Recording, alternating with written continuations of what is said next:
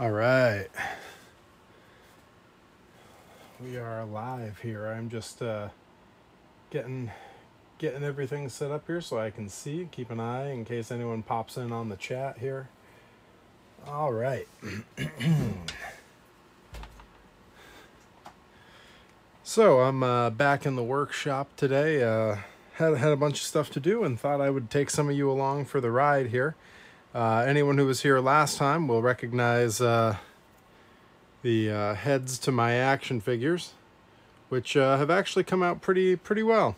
I've got a whole nother figure I've got to do over from the top. Didn't realize I had actually printed one more than I thought. So I'm going to be doing some work on those.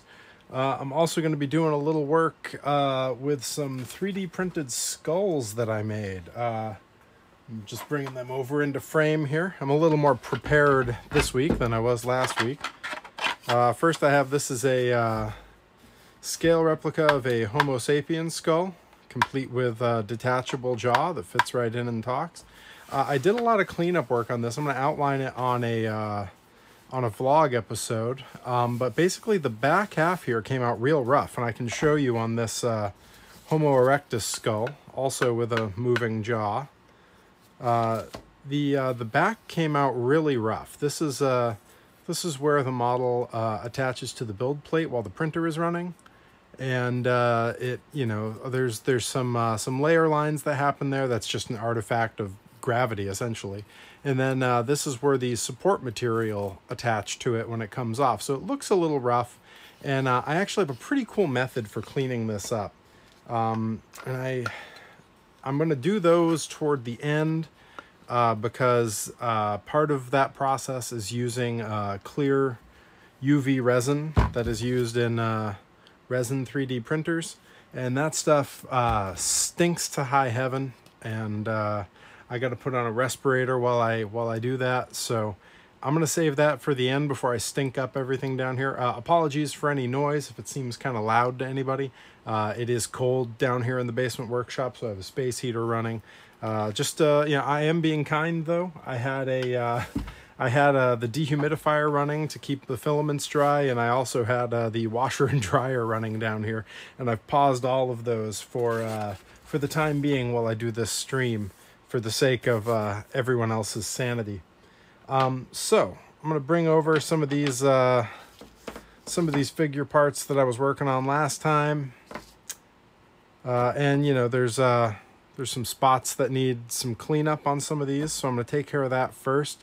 Need to do a little cleanup there, get some errant paint off of that piece. So we're going to start there, and the process for this is so simple.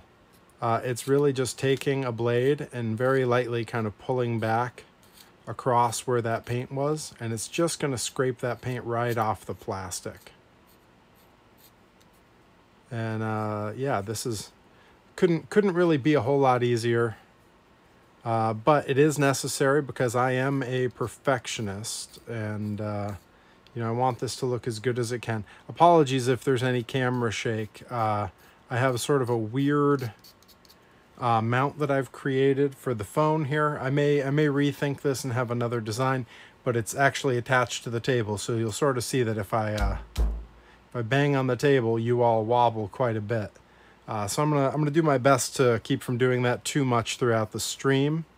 Again, this is a very early, we'll call it just the beta version of this.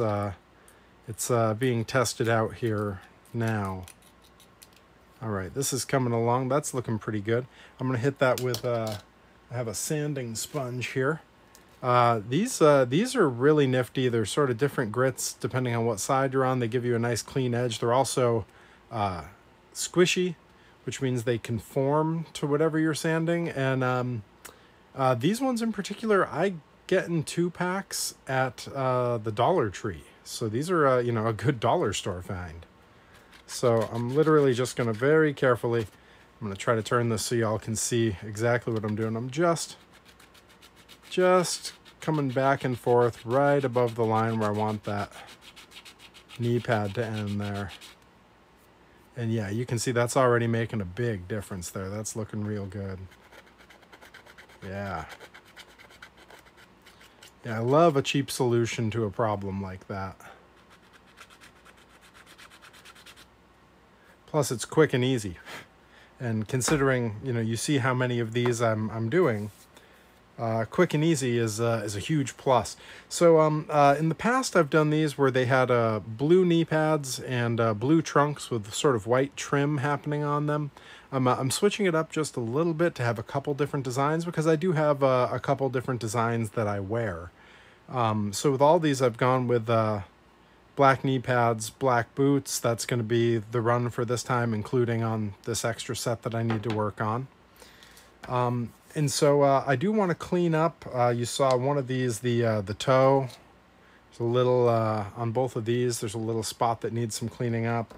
Let's see, these ones, the boots look good. I think this one, the boots look good. And this one, I just want to tighten up how this area looks here just a little bit. Once I finish cleaning this off here. Yeah, that's looking a lot better. Yeah, that's what we wanted. Okay, so I'm going to get a little bit of black paint here, and then I'm also going to bring this fresh pair of legs over here, and we're going to do these as well, as long as I have the paint out. No reason not to. And then I'm going to be, you've seen me before with my clamps here. I sort of make makeshift stands for these to get them out of the way. That's just the quickest and easiest way for me to do that currently. You know, I used to have some sort of large pieces of styrofoam that I would be able to sort of stick popsicle sticks into and then mount them on it. Before I went to Japan, I kind of chucked all that out. All of it was sort of on its last legs anyway. And I haven't replaced it, but I found ways of working around it for now. So I think the first thing I want to do is get some black paint here. I'm just using the same cup from last time because why not? The paint that's in it is all dry and done for now, so love that. And as long as I'm getting ready to go here, I have always bring down a jar of water with me. I'm gonna put some of that in a cup here just for washing brushes off. And I'm gonna go ahead and rip a paper towel just to keep out and ready. I always keep these things nearby. Last stream I couldn't really say that because I got started on the stream way later than I should have, and I was woefully unprepared. But yeah, it's nice, you know. I think I've mentioned it before on stream. While I was in Japan wrestling, my wife took it upon herself to really clean house down here in the workshop. She knows what I do. She knows sort of what my workflows are, and the corpse from Among Us. No. These are all parts that'll go together to create an action figure of me. This is my Hasbro style Perry Von Vicious action figure. I've got the my heads here. It's all in process. Red sus. Okay. Okay. All right. All right, so gotta mix up a little bit of paint here, and we're gonna clean up the little bits that need tightening up on these, get them looking good, and then take care of this one. Wait, didn't I watch your stream yesterday? You know, yeah, it's possible you may have. I didn't stream yesterday, but you may have watched one of my streams that was up. I have a couple that are on the channel. I have a couple up on my YouTube. You know, I'm everywhere you want to be, I guess. But yeah, just finishing up some figures here. These are something I'm real proud of. Not a lot of indie wrestlers have their own wrestling figures, and specifically, not a lot of indie wrestlers can say that they 3D design their own figures and hand paint them themselves. It's something I'm really proud of. You know, something that makes my merch table stand out just a little bit. All right, pick out a good brush here. Which one do I want to use? This one's looking a little frazzled. Ooh, that's in rough shape. That's going to need some attention later. All right, let's go with this guy. I have a handful of brushes, almost exclusively from the dollar store, because again, I'm painting dollar store acrylic paint onto you know, custom 3D printed toys. So I don't need anything really special to do that. It's all about taking your time and having a steady hand, and you know, it's easier to add more paint than it is to subtract. All right, so that's good. That's clean. That's what I needed there. Set that off to the side. This one, you know, we got this toe needs a little cleaning up, and that's easy enough. There we go. Looking good. All right. Set that one off to the side to dry. And this one also, at some point, something scuffed a little bit of paint off of there. There we go. That's looking good. All right. Set those off to dry. And now I got this one that needs a lot of work. And on this one, I'm going to go so far as to actually paint the trunks as well. This one's going to have black trunks. Not all of them are going to have black. Some are going to be blue. I'm going to switch it up a little bit, have a few different color variants. But yeah, so let's get into it here. I'm actually going to set this cup just off to the side.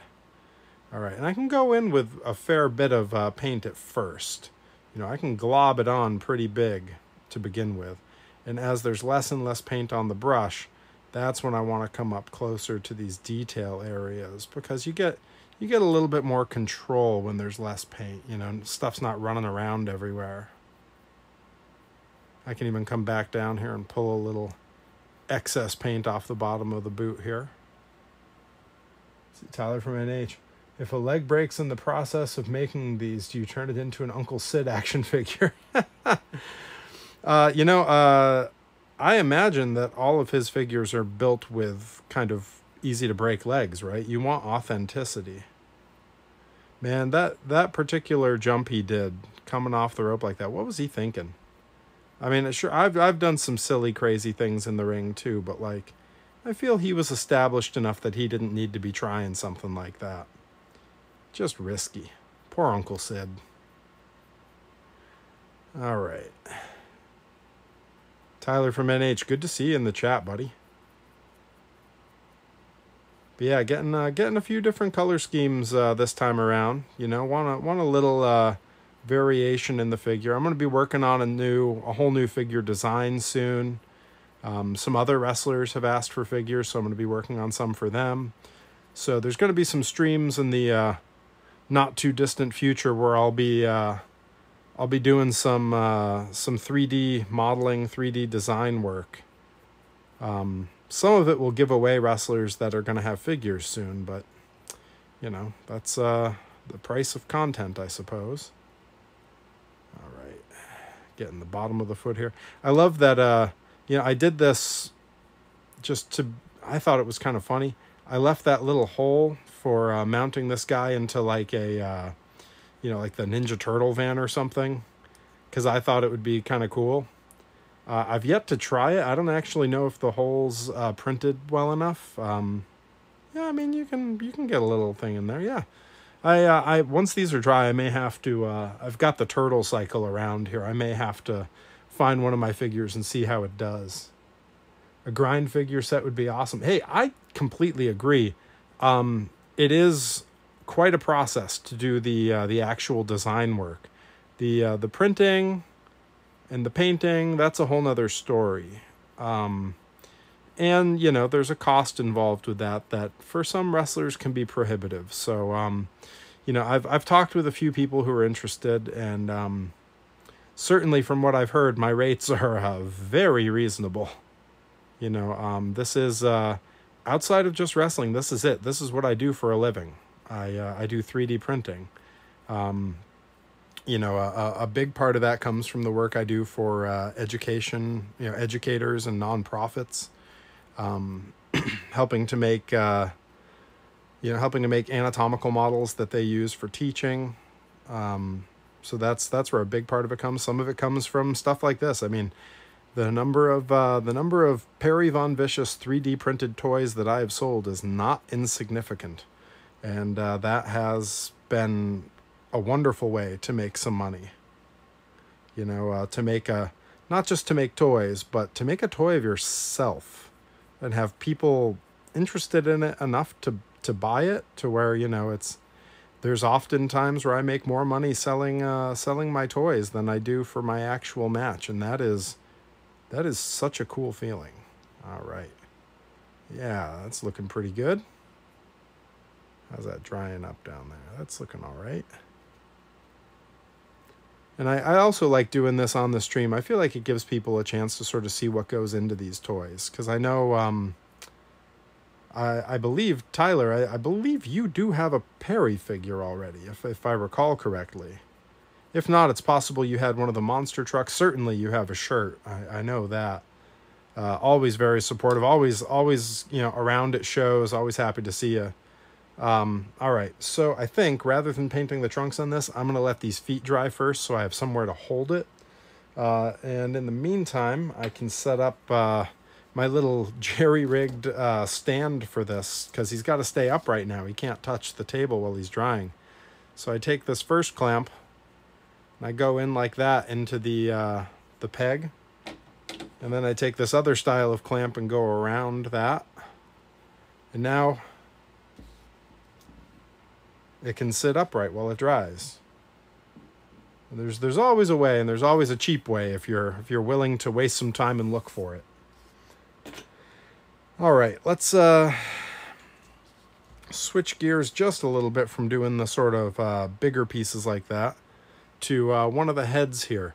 He needs his eyes done, which you'll see on some of these ones here. Let's see, let me find one that, yeah, this one is one that came out particularly good. He needs white, and once that white is dried up, I got to go back in with black. I have a very fine point black paint pen that's meant for Gundams, and I can do the details that way. So we're going to take care of his eyes to get him caught up with the rest of the heads. And for that, I need these two paint pens. These are both Gundam pens that I got while I was in Japan. There's a white that's sort of a wide tip. You can see there. Let me get that into frame. And then I have the black, which is a very, very fine tip. So that's what I'm going to use there. Hey, Dave the Monster Truck Nerd. Good to see you, my friend. Hopping on into the impromptu stream. I'm painting up some of the figures, and then I got some work to do on some skulls that I'm doing for an educational nonprofit, and that's going to be real different because that's not painting. It's going to be a borderline sculpting. So yeah, that'll be pretty interesting in just a few minutes here. But I wanted to get some details done because since picking up those Gundam paint markers, man, the quality on these heads is great. So I want to show how that's done. And one thing that I use for that is a little toy I got for Christmas. I got a pair of these magnifying goggles that actually have a built-in light, so that I can look real up close on this and see exactly what I'm doing, which is important because I've got terrible vision, and every little bit helps here. I hope you guys are enjoying the new overhead camera here. It's quite a goofy little setup that I've concocted, but so far it looks pretty good on the stream to me. Yeah, no, today's not my normal day for a stream.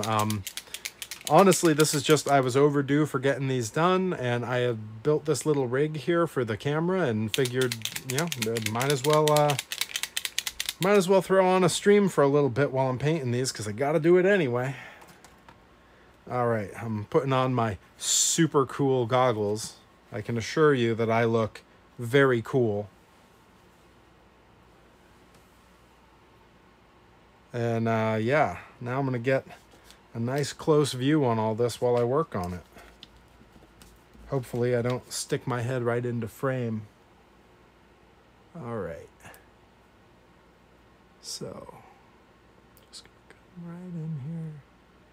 This fine detail work. I wonder if anyone really, like, I wonder how many people who have bought these figures have really, outside of course, present company, because I know you all have seen these streams before, and, you know, once you've held the figure in your hand, you kind of get an idea of exactly what goes into it. But I wonder how many people have bought these and actually taken the time to think like, boy, I wonder how much work it is to paint those. Because I can tell you, I've got a whole corner of the basement here that's basically built for this. Again, that's thanks to the hard work of my wife while I was in Japan, who completely redid the workshop here. It's just gorgeous. It's like we're all watching this from your point of view. Yeah, honestly, it kind of is. You know, especially like when you get the nice up close details here. That's really sort of what I'm aiming to see when I put on those silly magnifying goggles. Shout out to my my in-laws for hooking me up with those for Christmas. All right, I'm gonna set that off. This needs to dry really well before I can hit it with the other marker. Because if there's paint on here that's not fully cured, it gets into the fine tip point on here, and it'll gum up the end of that, and that'll really put a damper on my Gundam marker that I brought all the way back from the other side of the planet. All right, so I'm going to set that out of the way just so it can cure up and dry a little. Hopefully things are going to dry a little faster down here with the space heater running. It is definitely much more pleasant now than it was earlier today down here when I was working out. The space heaters don't run while I work out because the space I use for that is too big. They won't help. Just a waste of energy. All right, so I'm going to take these two where the legs are good and dry, and they're going to have black trunks. That's a decision I've made just now because it makes sense. All right, so, and I'm only using this big tall cup because I happen to have it out already. I did make it to Dollar Tree to fill back up on the little bitty cups. They come in a huge sleeve for like nothing. Again, cheap solutions are always my favorite solutions. All right. Usually I have a slightly finer tip brush for this, but all of them are dirty or missing. So we're just we're gonna give this our best shot here as I paint some fairly unmentionable parts of my own figure.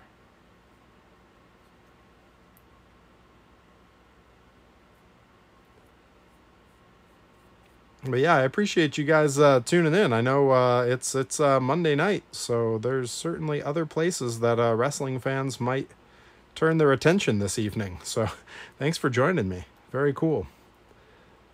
All right. So on the trunks here, the hardest part is getting this trunk line, because that's where all, if you go over, the illusion of the trunks is ruined. And then I also want to keep a fairly thin part on where it says my name here, where it says Vicious. Because if I go in too thick with that, the paint will dry up and kind of cover all that detail.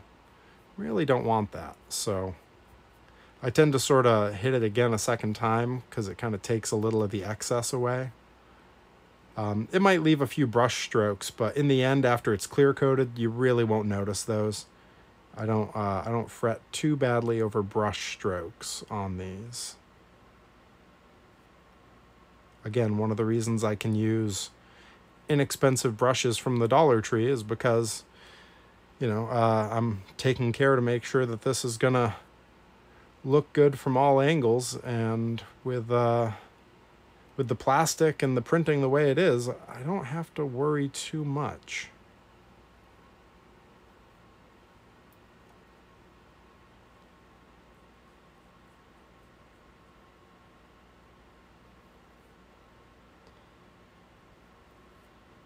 Boy, if I had steady hands like this when I was a kid building monster truck models, I would have been far less frustrated working on them. I can't tell you how many Bigfoot and snakebite models I started and never finished. Always a real shortcoming of my childhood, a real point of shame for young Perry, that I always had those and I never finished them.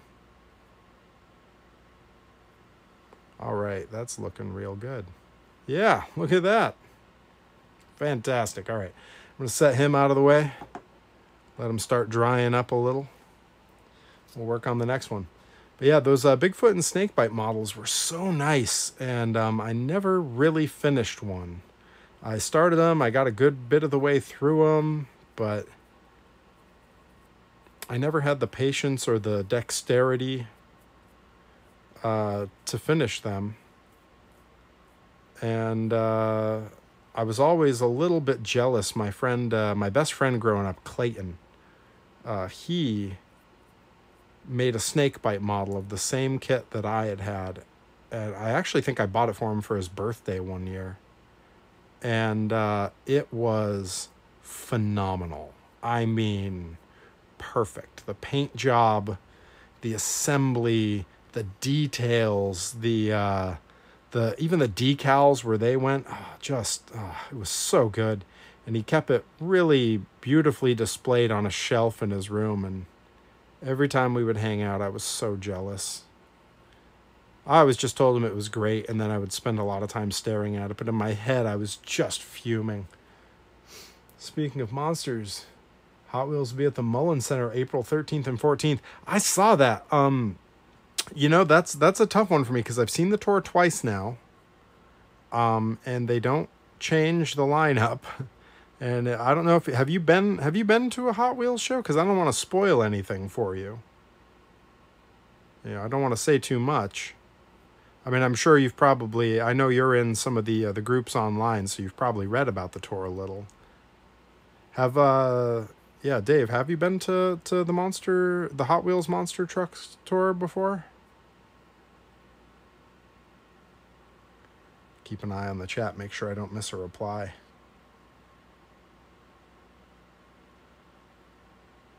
All right, that actually came out pretty good.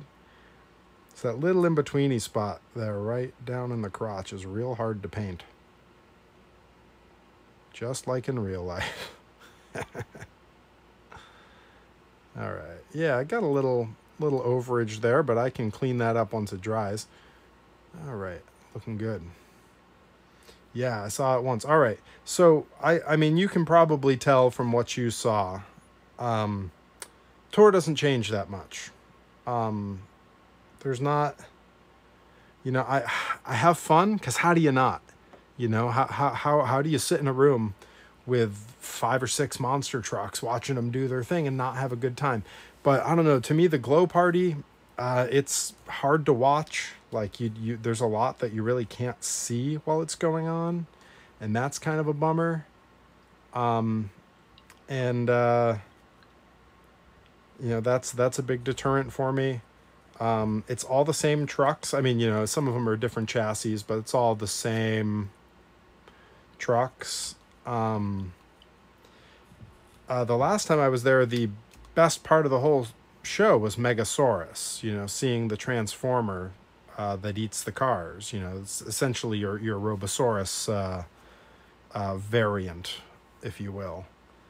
That was really the highlight of the show, and he's not on the tour now, as far as I know, or at least he's not, I don't think he's doing the Northeast tour. I think he's on the West Coast tour that they're doing simultaneously. I saw he was on a show in Canada recently. So, yeah, I don't know. It's hard to say no to monster trucks when they're that close. Amherst is so close, and the Mullen Center's a beautiful spot. Yeah, I mean, it's right on the campus where I went to college, so like, you know, it'd be pretty cool. A buddy of mine, one of my best friends, just moved to the area from out in Eastern Mass, and he has a son who's 8, and I might try to convince him that we should go because I think they would have a fun time. It's a show, definitely. I mean, you were there. It's definitely geared toward kids. And I think his son would have a good time. So I might talk to him and see if he's interested in going, and then maybe we'd make it happen. And, you know, for me, it's just an excuse to get more pictures with trucks and to vlog the whole thing. But yeah, I think his son would have a good time. It's a really kid accessible show. They've done a good job with sort of tamping down the sound there. So that could be pretty cool. All right, so. Let's see, how are these drying? Are these dry? Yeah, nice. Nice. All right, that's dry. And then I had this one that, it's not quite dry. I'm going to put a little closer to where it's getting hit by the space heater. This one was just the toe getting cleaned up. Yeah, that's dry. All right. So I'm going to take these two, and their trunks are going to be the same navy blue that I had done previously. So I'm going to get one of my Dollar Tree cups here, and we're gonna make them blue. I'm undecided about this one that's still drying and what color I think he should be. He might end up being black too. I might go that way with it.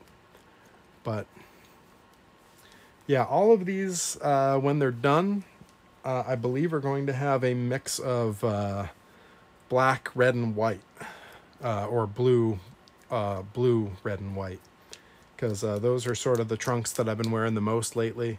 You know, Delmy made me some fantastic new trunks right before, I mean, literally right before Japan. When I was, Delmy and Rip gave me a ride to the airport when Rip and I left for Japan. And when they picked me up on the back seat was 2 new pairs of trunks for me that were ready for Japan. So she had told me she'd have them for Japan, and she made the cutoff. So good on her. All right, let's get some blue on these.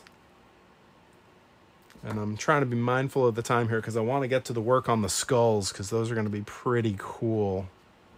But I also want to get these as close to done as I can here. All right, we're gonna, yeah, that blue is looking pretty good on camera. You can really see it pop compared to the black. Now this blue usually needs a second coat, so I'm gonna be mindful of that and not worry about total coverage on this first round. I'm really treating this sort of like a primer coat. So all these like really obvious brush strokes that you're seeing, that's going to be fine. They'll all go away on the second coat.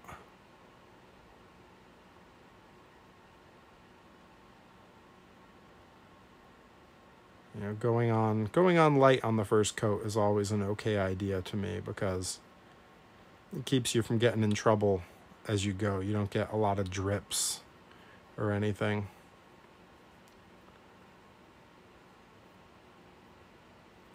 Yeah, I will say, I've been really thinking about, as summer rolls around, I think I got to make it to one of the Monster and Mega shows over at Lebanon Valley. I watched the entirety of one on YouTube the other day, and it just looked like a blast. You know, a real different vibe from, you know, your Monster Jams or your Hot Wheels show, or even the Overdrive show. Just very different. Oh yeah, Dave, I forget. Did you make it to the Overdrive show that wasn't at the county fair? The one that was just in the summer, the standalone show? I wanted to know how that was, because I know they're coming back this year. And I saw them at the fair, and I was, if I'm honest, I was a bit underwhelmed. It was fine, but you know, it's a small area, and they didn't have a lot of control of the area because the fair going on. So it felt like they were pretty limited. So I'm wondering if the other show was better. Didn't make it to either show. Oh no. Well, sounds like maybe I'll just have to go and see. I mean, I sort of made it to the show when they were there, because I just went to the pit party because I had a booking that night in New York, so I had to get in and out of there real quick. But I wanted to see the trucks, and, you know, I mean, 5-minute drive from the house. Hard to argue. You know, the fairgrounds I grew up my whole childhood going to. Pretty cool to get over there and get some good pictures. And I got some great pictures, man. You know, I was given a little bit of leeway that everyone else wasn't, because there were some folks on the track crew and they knew who I was. So they, you know, one guy, one buddy of mine, shout out CJ, came and followed me all around and took pictures for me. And was cool. He told me when I was standing by Backlash was parked up on top of the cars. He said, just hop right up there and take your picture with it. I was like, really? He goes, yeah. And I was like, yeah, but won't other people get in trouble for that? And he goes, yeah, but you're fine. So that was pretty cool. You know, no complaints there. I didn't love them opening the show with a bunch of religious stuff. That was weird. So I'm not super keen on putting some money toward that. feel like my big loud trucks and people's religious things can be kept separate, right? Like separation of motorsports and church or whatever it says. I don't know. Maybe I'm wrong. Maybe it's good to put them together. I have no idea. All right, set that over here. Let the dryer hit it. I was working at Posada at that point and had never taken a bunch of time off for Bloom. Oh yeah, that's right. Because you made it down to Bloomsburg, man. That sounded like a blast. And thank you again for the gift you brought back from that. That's so cool. It hangs up in my gym. I see it every day when I'm down there lifting.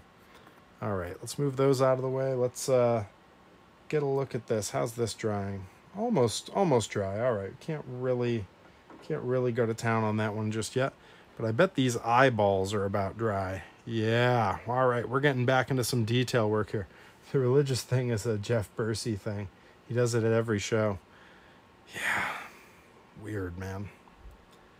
I mean, you know, good on him. You know, I hope he likes it. You know, clearly it's not hurting his business in any way. So, you know, what do I know? But weird. All right. But that's just the uppity atheist in me. All right, let's throw on the goofy eyes again, and we're gonna get in here and get some details on the face of old Pear Bear. All right, make sure this is running okay. All right, here we go. Trying to make sure that you all can see and I can see, because this is a team effort here. It's gonna take both of us.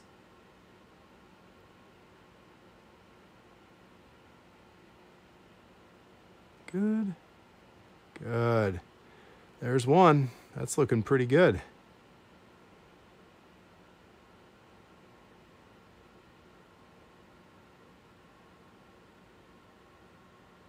Okay, and there it is. That's what I was looking for. Got to get a little more. Yeah. That's what I'm after. Nice.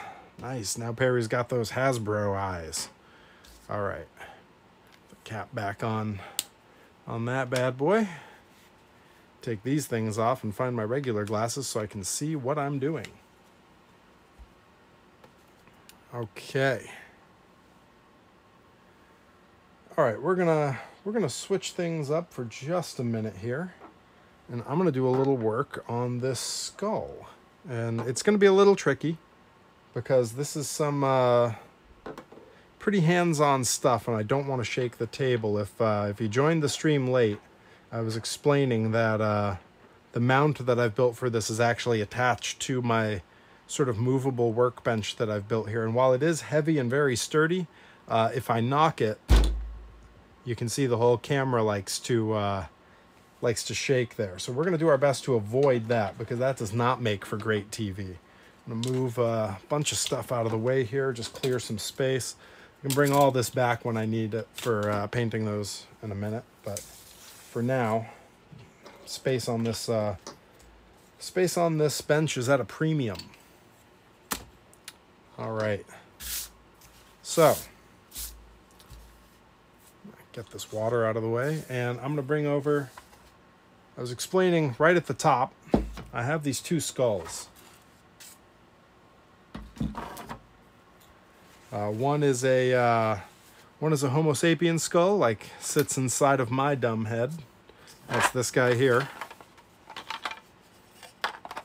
Very pleased with how this came out. The detail on this is just phenomenal. The way the two parts work together is great. But when I very first printed it, the back was really rough.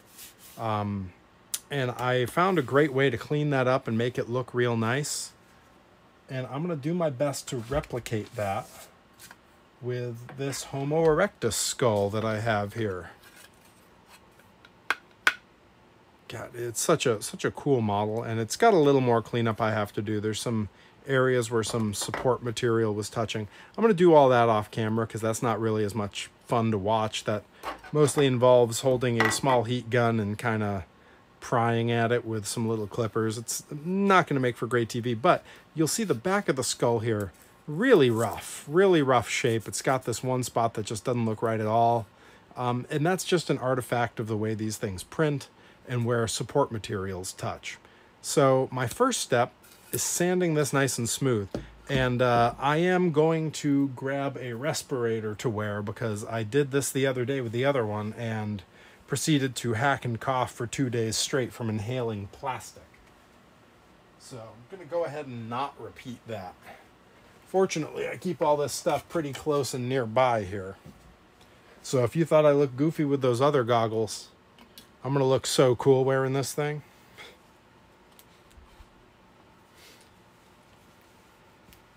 Thankfully it works with my glasses. It's just going to sound funny.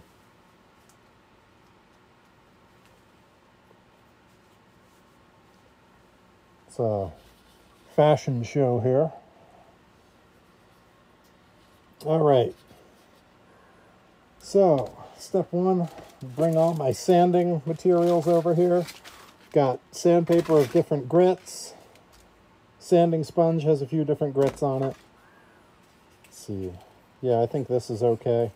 So the jaw doesn't need any work. I'm going to set it out of the way. And we are going to focus on this area here. And it is going to take a fair bit of work. So I'm going to start with some sort of heavy grit and just kind of go to town on it.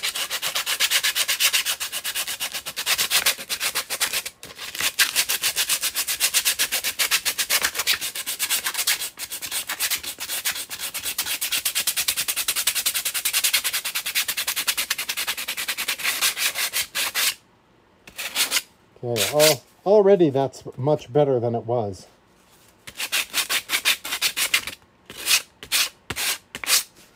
All right, I'm going to come in. I've got the finer grit and I've got the sponge. I'm going to hit the sponge next.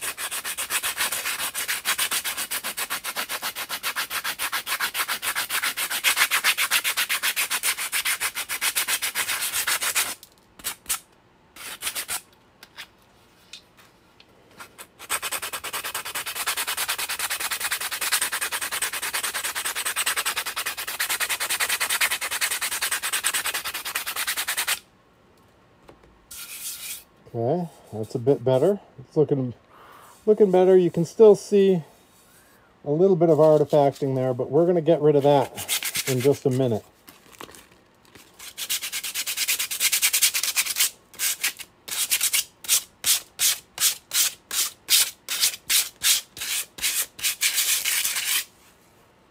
All right. Okay, feels a lot better. This stuff you can see here, we're going to take care of that real quick, because the next thing we're going to do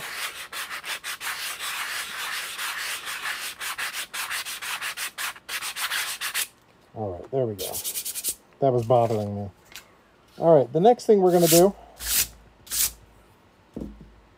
we're going to take some of this clear resin. This is the resin that I use in my resin printer.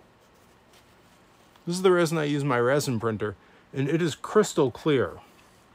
And I'm going to brush some of it on here. I'm going to hit it with a UV flashlight, and that's going to cure it. And then we need to kind of rough it up a little so it matches this, and that's going to take care of all the artifacting. And I am going to need to keep the respirator on for that, because it is nasty stuff, man. You really don't want to inhale that. All right, so I got my resin. I'm going to need a little cup here.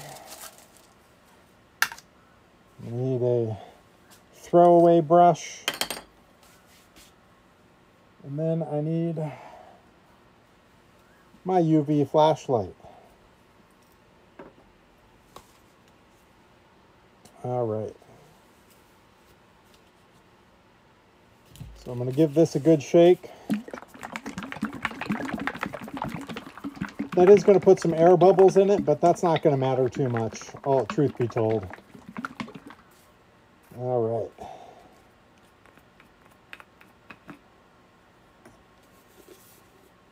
And it's not going to take much.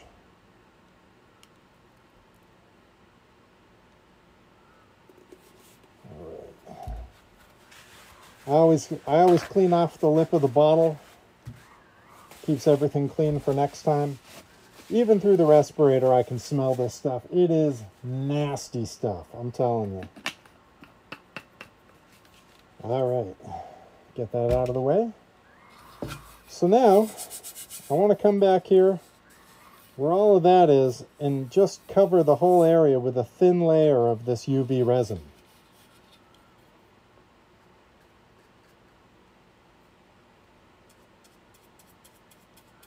And what that's doing, all these little gaps you see here, all these little stringy bits, that's going to get in there and fill that up and give us a nice smooth finish.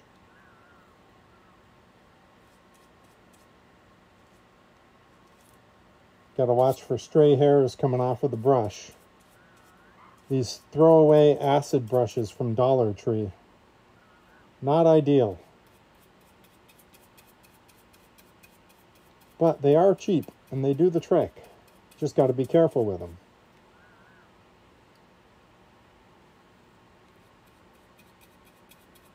All right. For a first coat, this is looking pretty good.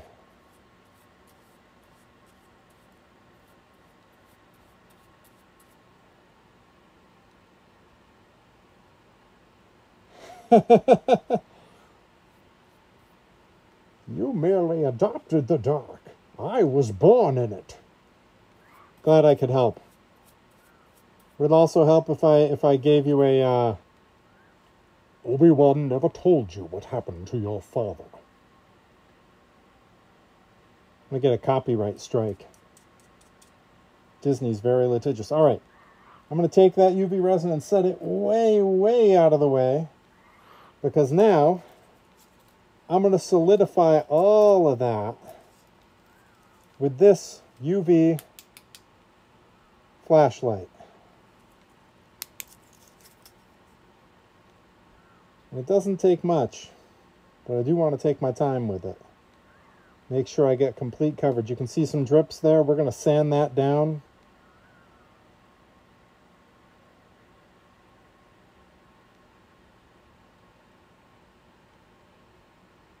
But yeah, this is a really useful process. I can't believe how well it works. It was just a silly idea I had. Since then, I've discovered there are other people who've had the same idea. So it's not uniquely mine by any stretch of the imagination. Just made my night. Now I'm trying to think who else talks with something like this on, and I can't think of any good ones. Although it is fun to do the Bane voice because I get to break out my Sean Connery.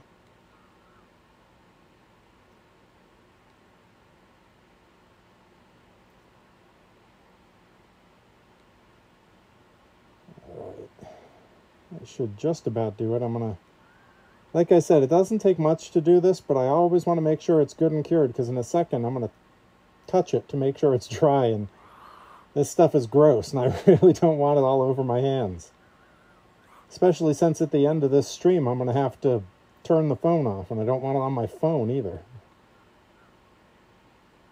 All right, that should just about do it. I'm gonna turn that off, and oh yeah, that's what you want. All right, so what I've discovered is the first thing I want to do is just give it a quick rub down with a paper towel, because it does have little bits of liquid that sort of off gas from it while it's curing. And doing this is just going to make sanding it a lot easier. But you can already see, looking at the profile, we've taken down a lot of the trouble spots. All right, set that aside. I'm going to come back in just with this more fine grit sandpaper. What? Something just beeped at me. Huh. One of the machines down here is turning on me. I'm about to go out Terminator style. All right, and I'm going to hit this with a little of this. And really all I'm doing is knocking down some of that gloss, knocking down the high points. All this ridge where you can see that I did the work, I want to make sure that's not showing anymore.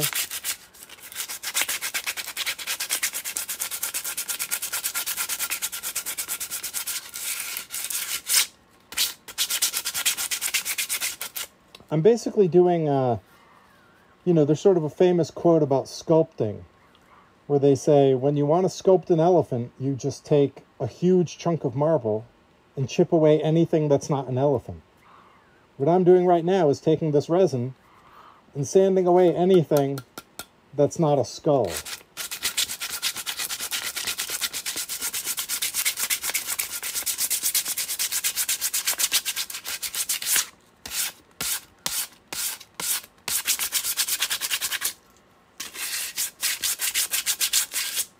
All right, that's already looking much better.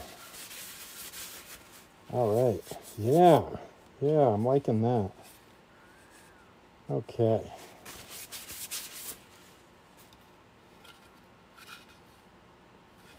All right. And I'm going to give it another coat because there's sort of a flat edge here. And I want that to come out just a little. So I'm mostly going to get right in there. I am going to look around carefully for any other trouble spots that I think need some help, but I think that's really all my concern is on this pass. All right, set the sanding stuff out of the way. Bring our resin back. And this time I'm gonna go pretty heavy and try to keep this level so it doesn't drip away. But, you know, I want it, I'm sort of shaping it here. Thankfully this stuff is pretty thick. So I'm just gonna cover the big trouble spot. Just like that. Get this right out of the way, and real quick I'm gonna cure it up before it starts running too much. Yeah, that's gonna work real nice for us. We think of any other characters that talk like this? I mean, I guess like Kenny from South Park, if I was, hey guys, what about you? You know, there's a little of that, but not totally the same.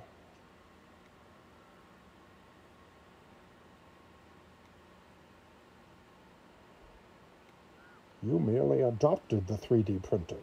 I was born into it.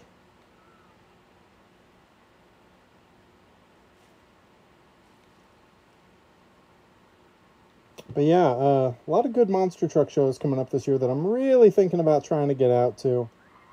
You know, the Monsters and Megas is sounding real promising. I don't know what tickets for that typically go for, and it depends on when the dates are, but they got me really thinking about it. Monster Jam out at Gillette, I'm really thinking about, assuming Tom Mintz is healthy by then. You know, seeing Tom one last time was a big selling point for me to go there, and if he's still out injured with a gnarly sounding neck injury, you know, I don't know if I'll make it out to that one. All right, I'm going to give this another coat without even sanding in between, because I really want to build this area up.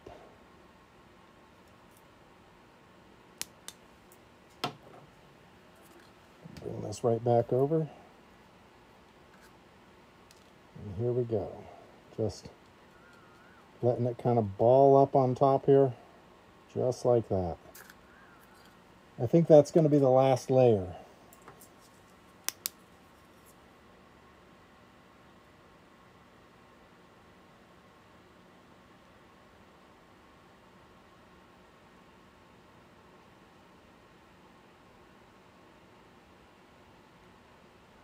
But yeah, I literally have no idea how long holding this to it actually takes for it to cure.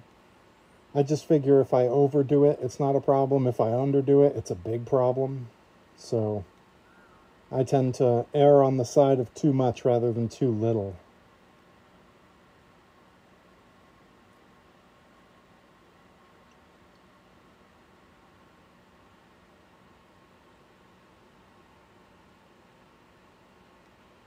Oh, 25 to 30 for Lebanon? Hell yeah, man. I would do that. Maybe I'll see if, like, maybe Johnny Torres will want to go out to that. He and I always hit up stuff like that. We hit up monster truck shows, punk shows. You know, he's, that's my riding crew right there, is Johnny Torres. Occasionally Rip will come out to something like that. If Dennis Anderson's there, Rip may very well come out to it, because he's a big Dennis Anderson mark. I mean, who isn't? So who knows? Maybe we convince Delmy to go to that, and Delmy can go to her first monster truck show. When do they usually have those? I know they have it twice a year. All right, that's got to be cured by now. Do the finger touch. Yeah, that feels good. All right, let's get in here, clean it off.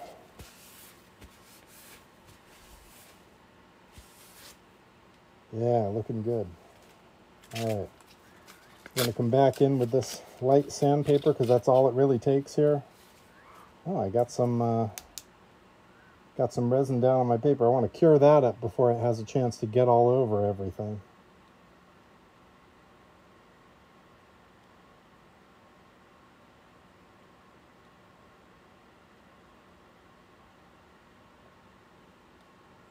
All right, that ought to do it.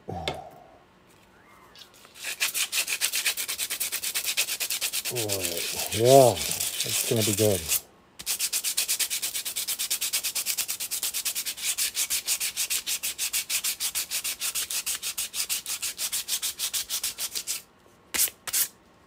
Yeah, now we're talking. That's looking great. I'm gonna hit it with a little of the rough stuff here. Take down some of the high spots.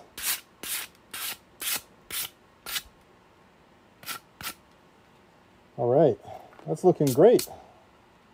Okay, and that's all there was to that project. I'm gonna get this stuff out of the way so I can take my my respirator off and start sounding human again. Oh, they're doing a show in Pennsylvania in July, huh? Well, that's interesting. That's a possibility as well. All right, and you can see our skull looking great. Very pleased with that. Feels good too. I'm gonna come back and clean up all this off camera, but that is Homo erectus. Looking really good. All right, set these skulls out of the way. Get rid of this resin here.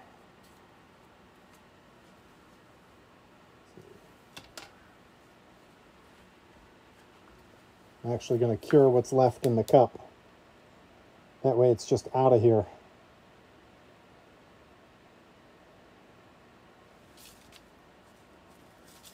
Oh, weird. I can watch it as it gels.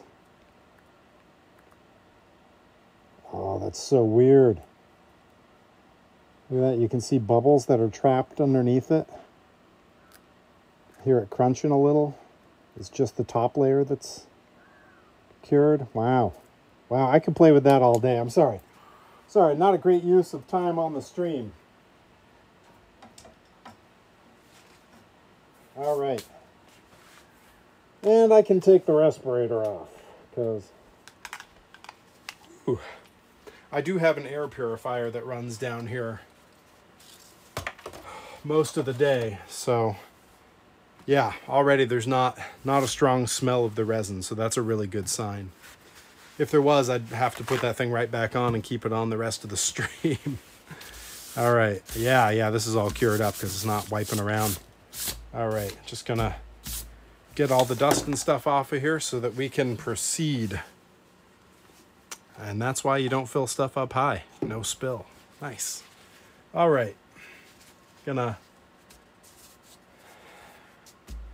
grab our paper towel, grab our cup here, and let's get a second. Is this about ready for a second coat? That one's still got some drying to do. This one's dry enough for a second coat, so we're gonna hit this with a second coat of blue, and then I'll inspect these other ones and see. I might be able to do the black on this. Yeah, this is dry, so I can do the black on the trunks on this guy. So let's dig in. Let's see here. All right.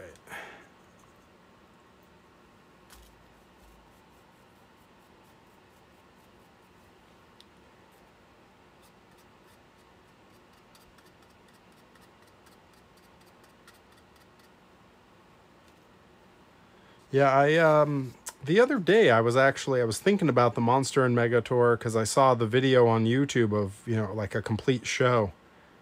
And I decided, I was like, oh, I'm going to go look at their website. And of course, they don't have their stuff up for the season yet. It's so early in the year, and I totally get that.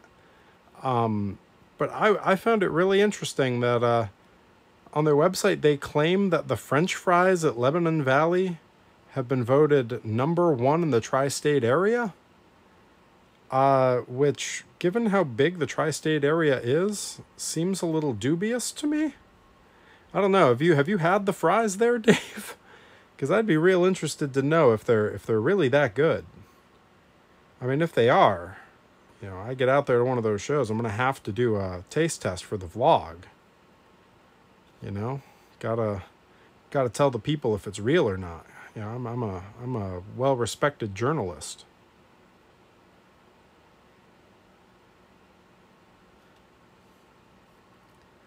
All right, here we go.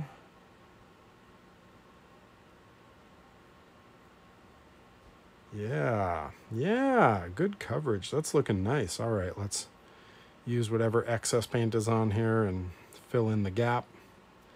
Fill in the gap just in case, if the toy's a little loose, you can see in there a bit. All right, that's looking good. Set him over here. That other one still needs a minute. He's not quite ready. The pizza is great too. They're pretty amazing, honestly. Oh man. See, now I'm that's gonna be trouble. I'm a sucker for good fries. And Lebanon Valley being the first speedway I ever really spent any time at, I want them to be amazing. And now you've told me that it's a distinct possibility that they're actually great. And oh man, that could be trouble for me. Yeah, this might actually need an additional coat. This particular pair of trunks is not taking the color quite like the other ones.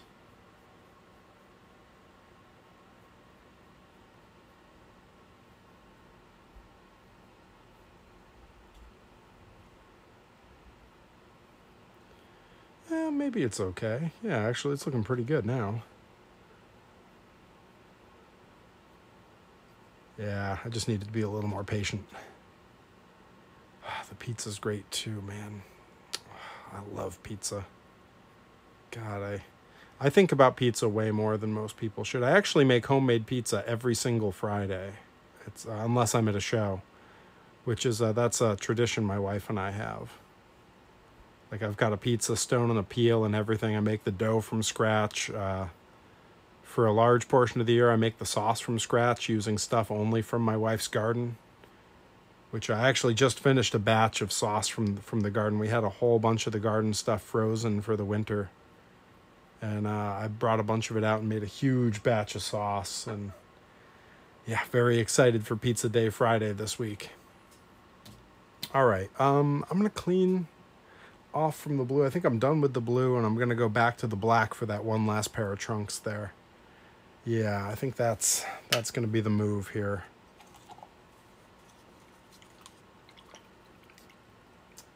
They do a different thing at the Valley. Instead of paying with larger bills, they make you pay with ones. Like, you have to break your 20 at a little hut into sing. Really? That's so... I wonder why. It's so... maybe $1 bills are easier to launder. Look, I don't know their business model. That's so strange. There's if you haven't seen it, I know you and probably Alan too would both really love. It's a great documentary from Vice. They do their Abandoned series. They have a series or an episode that's on YouTube in its entirety that is the abandoned racetracks. Before NASCAR really came in and standardized everything, when everything was dirt tracks. They have a whole series, or not a series, a whole hour-long documentary about these old racetracks that are no longer in use, and it's really fascinating. All right, how's this black? Is this gelling up, or is this usable? Yeah, I think that's pretty usable. All right, let's get this pair of trunks done. And then I might be able to start doing some hair on the heads, which is really fine detail work that is a pain in the butt. So it's nice to be able to bring you all along with me for that.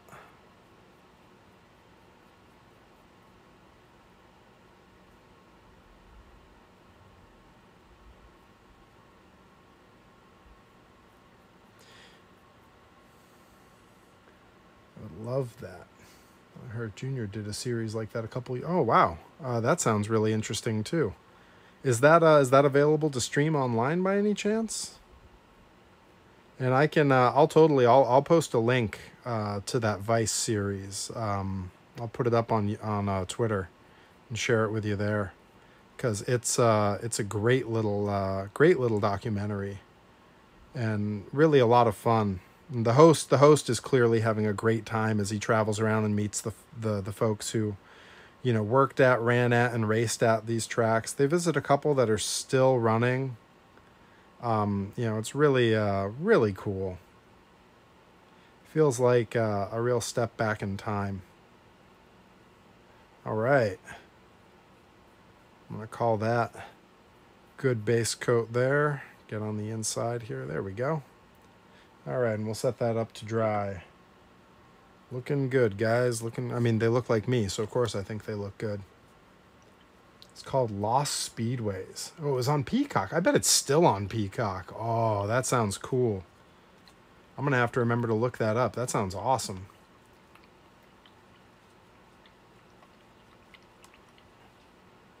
All right.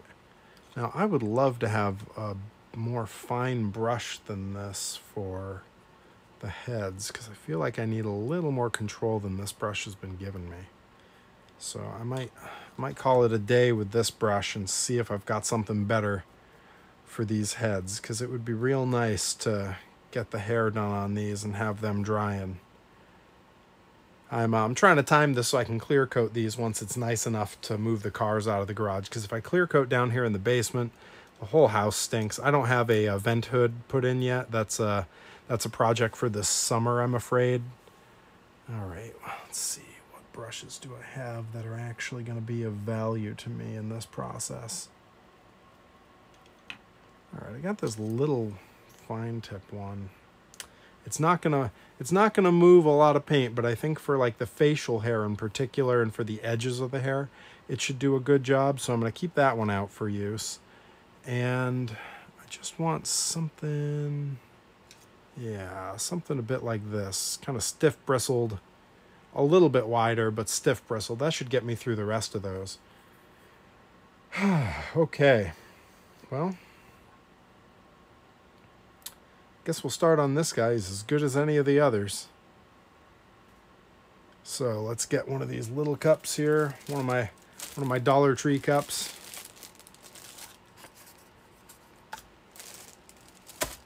A little bit of the Dollar Tree paint. I use this sort of, it's called King's Gold. That's kind of the color that I find feels like my hair. I know my hair is slightly darker than that, but from a distance, when you look at the figure, I feel like it reads more like me. And it's my toy, so I'll take whatever creative license I want. I've considered selling some of these or some of the next gen that I make unpainted, just in that sort of flesh, just the sort of fleshy plastic color, and let folks at home do the painting. I don't know if there'd be a lot of interest in that, though. I feel like it's a lot of work that a lot of people don't want to put in. I can't blame them. It is a fair bit of work. I think if people weren't interested in buying these, I wouldn't do the work to do them. I would have done one just for me, and that would have been it. All right. You know, I'm actually pretty interested because I have a yellow Gundam marker that came in the same set as the white, and the colors are not terribly dissimilar. So I'm kind of wondering if the color on this comes out good, I might use that, because it's going to be easier to hit all the little details using this Gundam marker than it will to use a brush. You got to do a lot of shaking on these to get them ready to go.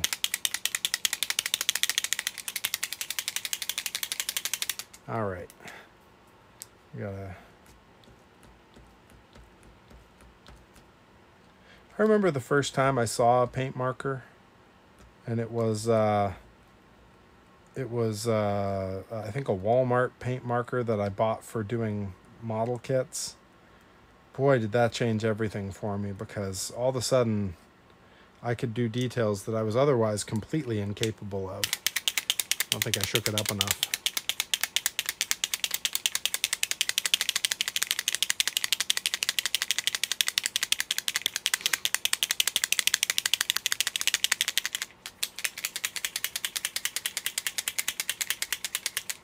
All right, let's see if we can't get it doing its thing now. Oh yeah, it's getting there. It's starting to look yellow.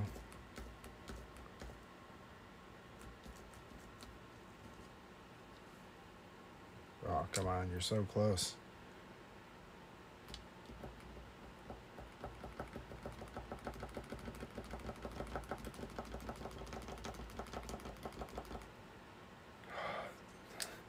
It wants to paint so badly.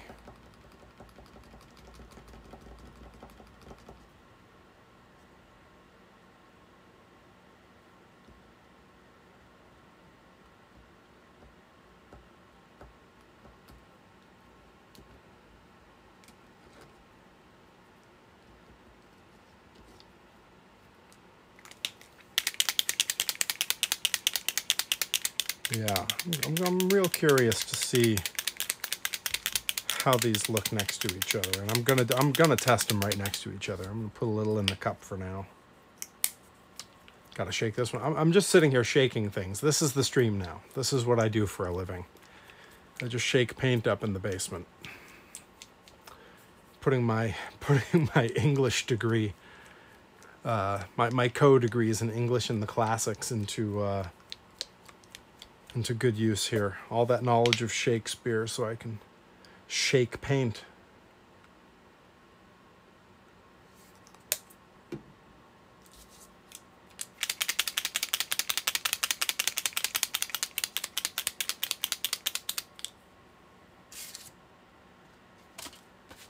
All right, let's see.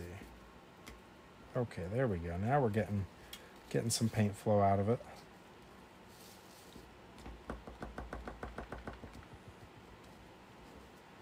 Okay. Yeah, I don't know. That might not be quite the yellow I'm after.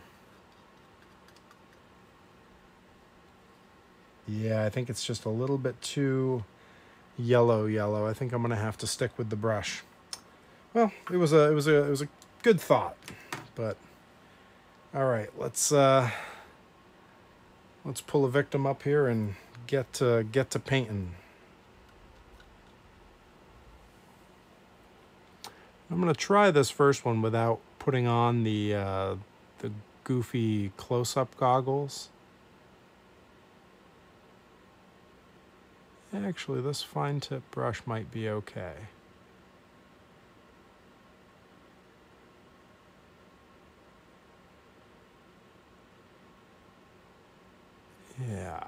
Yeah, I think this is gonna work.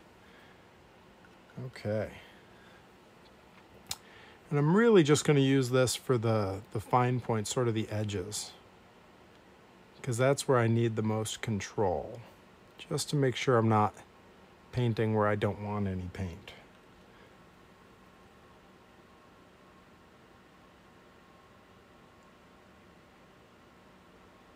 Okay, looking good. Sorry, I'm shaking the table, but gotta keep my elbow down for this one, I'm afraid.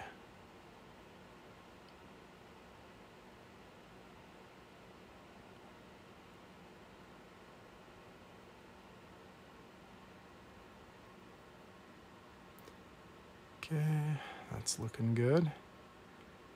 All right.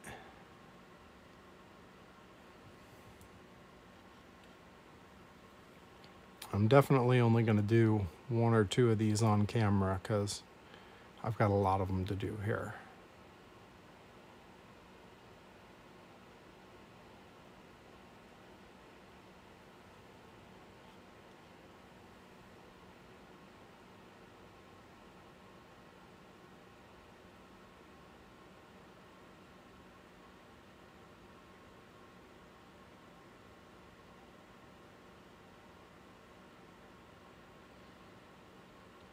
feel like I spend more time getting the beard right on this than I do on my own face. I guess in a way of looking at it, this is my own face. Shake paint while reciting Shakespeare. I feel like Shakespeare is tough enough to recite on its own. Also, I'm an old man. It's been so long since I've been in college. I don't know how much of it I would still be able to recite. I could certainly shake paint while I read Shakespeare, although hard to read if the book shakes. Hell, I'm shaking the camera while I'm sitting here painting. All right, that beard is looking good. I think one coat's gonna do it there.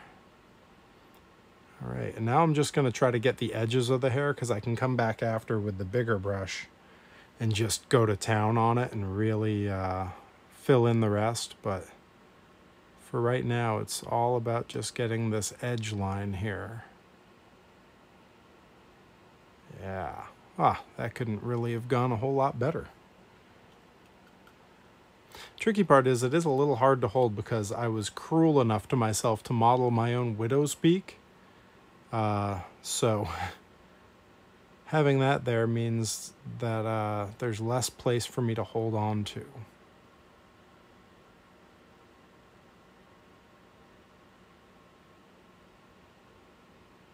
Okay. Good. Good. Yeah. All right, happy with that. I'm going to take just a second.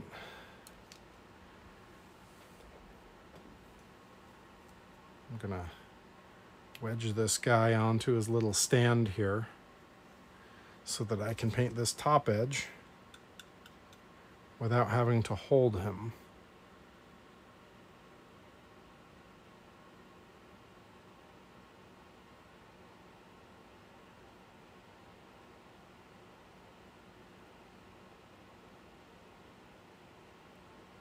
Yeah, so if you're ever watching me wrestle and think, boy, his hairline looks terrible, just know that I'm aware of it. Not a lot to be done about that. That's just, honestly, my hairline's basically looked like that for, I don't know, 12 years now. So I think that's just how it's going to be.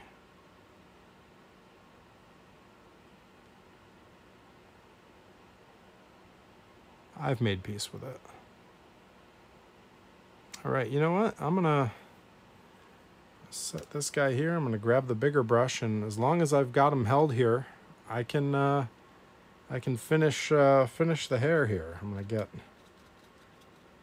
good hefty amount on the brush there and just start filling in because I'm past the detail parts.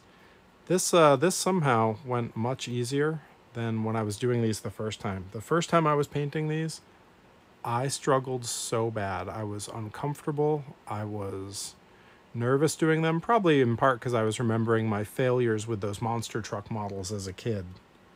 But also maybe in part because I was standing through those streams, and now I have this great Bigfoot stool, so I get to sit during these streams, which is a luxury I didn't know I needed so badly.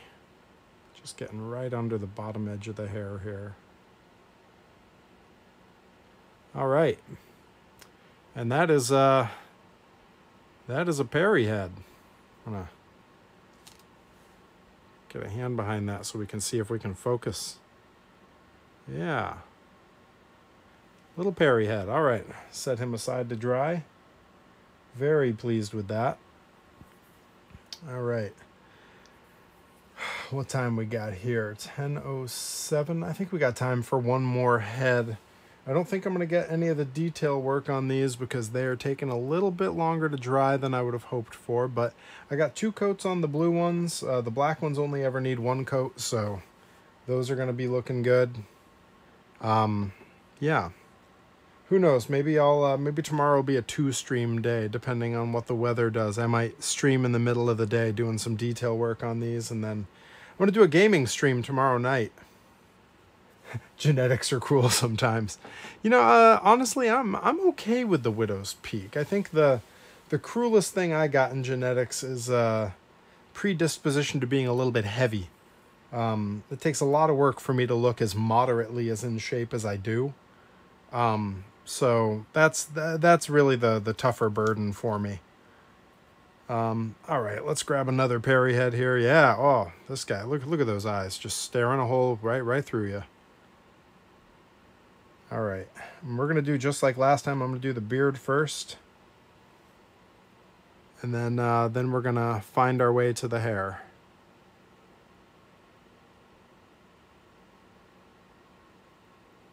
Okay, that looks good.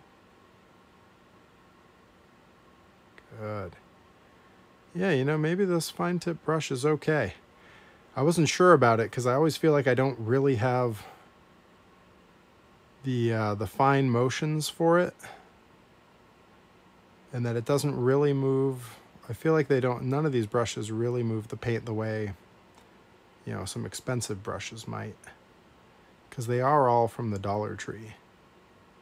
But this seems to be doing the trick, so I'm happy with that. All right, let's get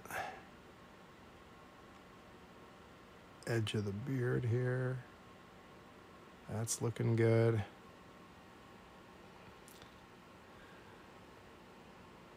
Come right back up the other side. Yeah.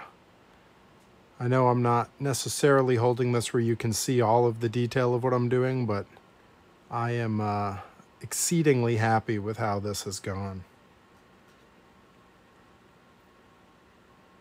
Yeah, a little. All right, I'm gonna get the bottom edge here.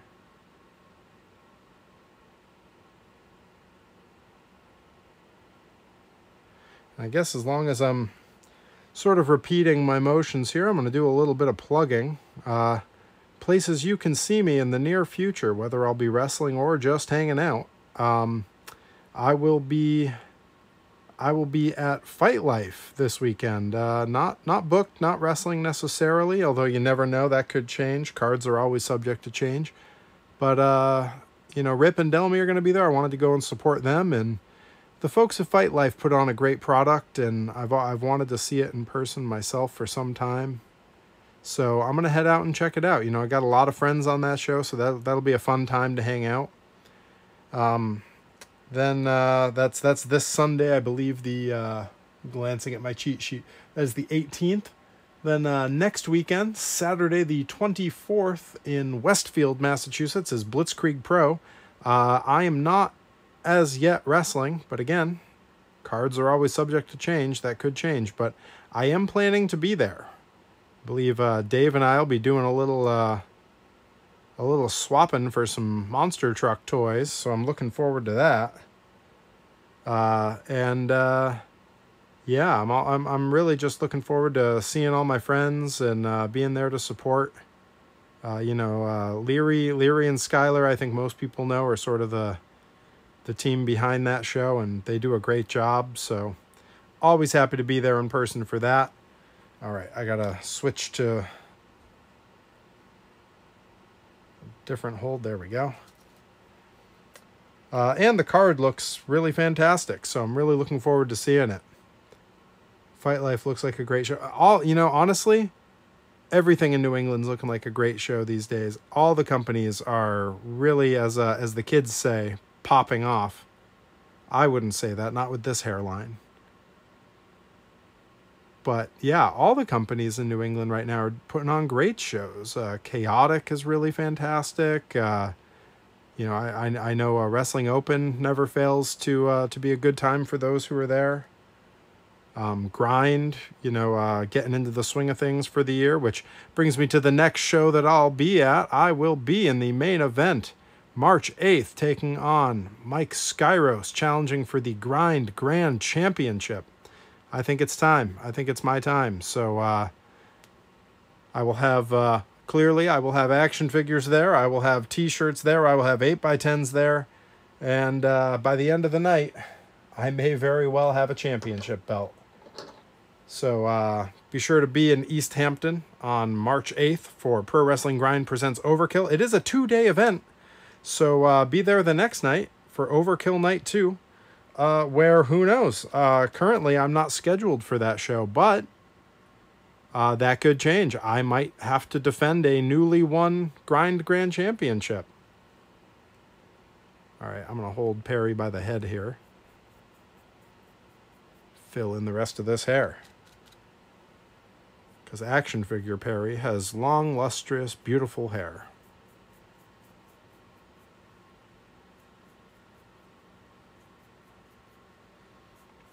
So that's Grind, Overkill Night 1 and 2, March 8th and 9th, East Hampton, Massachusetts. Or, I'm sorry, 9th and 8th. Yeah, 8th and 9th.